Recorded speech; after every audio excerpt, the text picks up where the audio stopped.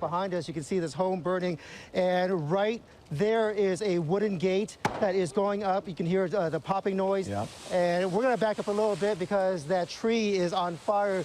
At this point, investigators have not said what led up to the stabbing or whether they have found the weapon used. The Mahanos are well known in this community because they own and operate this coffee truck. Most days you can find it at the corner of Lake and East Orange Grove. Right now they are not working because they're trying to salvage what they can to move forward. We spoke to a number of Mexican Americans who are devout Catholics, and they told us that people would actually skip church when Fernando would pitch on Sundays. And then, of course, they would try to make up for it by going to 2 masses the following week. There is a bit of a hissing sound, if you will, and that's because that is the gas line, and that is why this place went up in flames so quickly. If I may, I'm going to ask John to come and walk with me in this direction to give you a sense of what used to be here.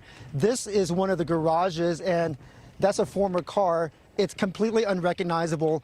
To give you a sense of how much the earth has shifted, all you have to do is take a look at this parking lot. In recent years, the meaning of restitution has been heavily debated, but for Davis and her cousin, it's simply black and white. You know, all of this debris was pulled from this home that suffered significant damage. And to give you a sense of what happened, take a look at this hillside, which is completely blackened. And for hours here, the cameras captured the devastation.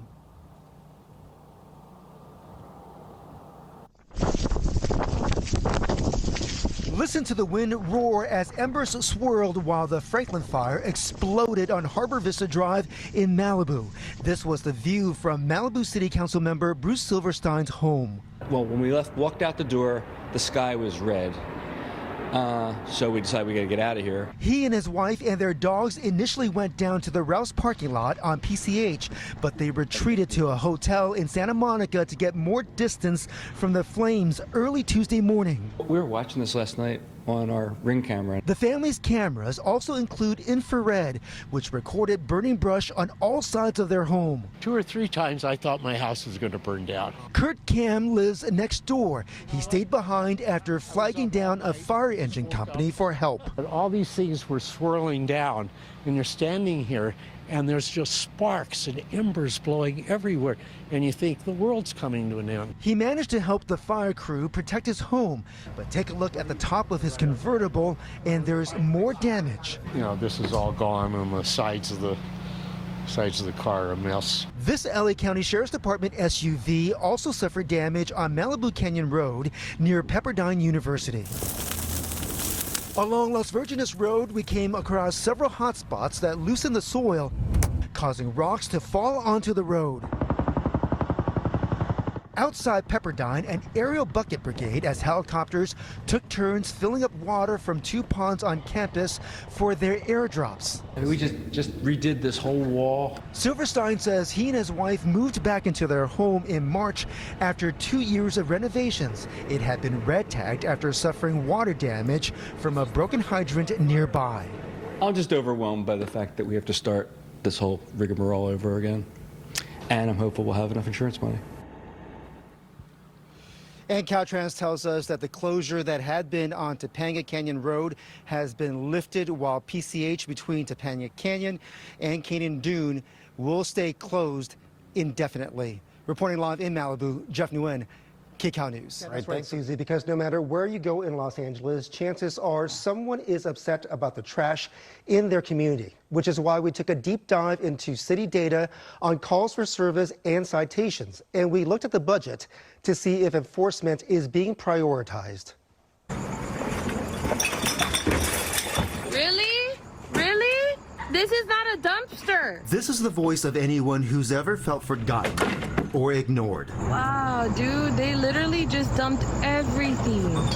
I believe that this is all construction trash. Ruben Donis says the alley behind his home in Pacoima has been an illegal dump for years. People just come and trash from the job sites that they get.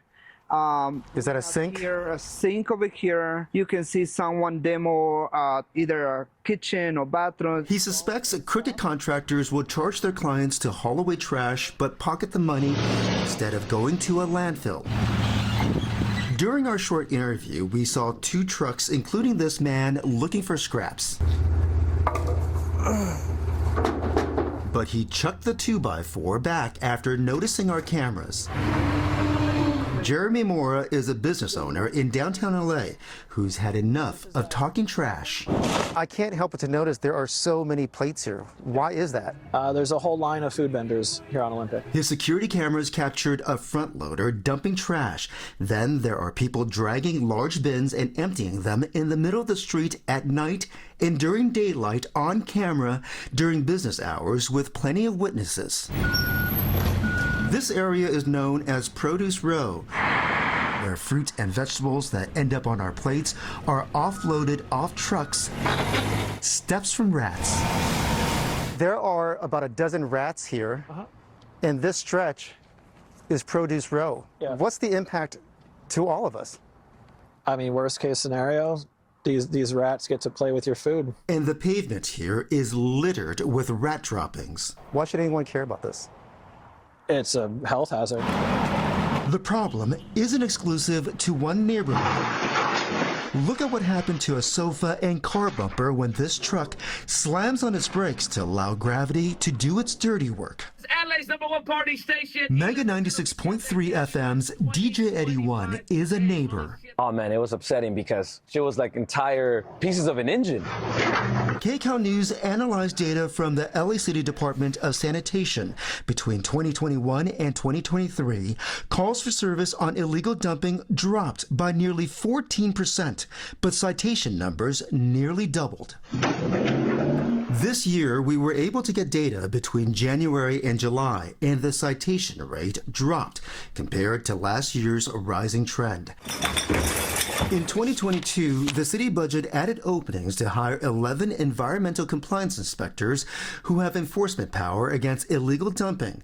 The next year, those 11 positions stayed in place, but they were deleted from the current budget, and no one from City Hall could tell us why. Are you aware of these positions being cut in the budget? I'll say this, like, dumping remains a major problem and one that we're out in front of. Enforcement is one tool in the tool set. The Deputy Mayor of Infrastructure, Randall Winston, says Mayor Karen Bass has revamped 311 service to better respond to issues like illegal dumping. According to the City Controller's Office, the Bureau of Sanitation's budget increased nearly $90 million between 2021 and 2023, but it was cut by more than $15 million from the current fiscal year. So I'm not familiar with that number, but I will say in terms of our response for cleaning up the city, we've actually bolstered our services since the prior year. We're reallocating resources now to develop a new plan for citywide cleaning. When will that new plan be rolled out? So either later this year or early next. On October 1st, the LA Council approved a motion to instruct sanitation and other necessary departments to identify funding to resume illegal dumping investigations because the unit was not provided the required funding. We provided like photos, videos, timestamp. No matter how much information and evidence you give them, there is absolutely zero enforcement effort. You guys are all on record. This video was recorded by Artemisa and Gabino Ariola's daughter-in-law. The couple says on top of the trash, the sheen you see here is motor oil that's also dumped behind their home. Their daughter-in-law says she's reached out to 311 dozens of times, and she's forwarded her emails with the office of council member Monica Rodriguez pleading for help.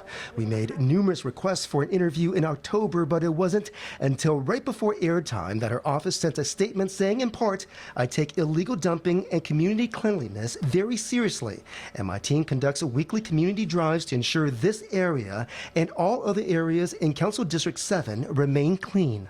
What do you want to say to the councilwoman? Every time she called Monica to pick up the trash, she'll wait like at least 2 months. Wow. The sanitation department also declined our request for an interview. We did get a statement that read in part, they're committed to combating blight and leveraging existing resources through a strategic approach. And in November, we began deploying crews to additional areas daily to collect litter, debris, illegal dumping, and bulky items. This is our backyard over here. Ruben Donis recently came home to trash tossed from the alley into his backyard, which he has worked hard to turn into a retreat.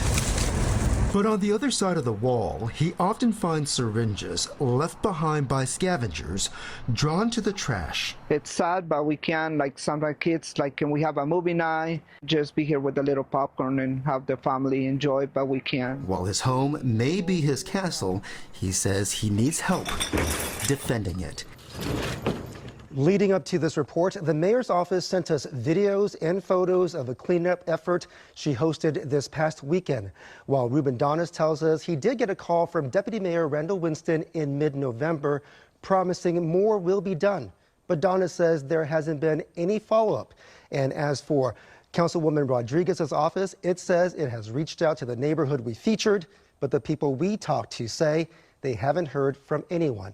And they tell us, Susie, that they have given up on calling 311 after they say years of disappointment.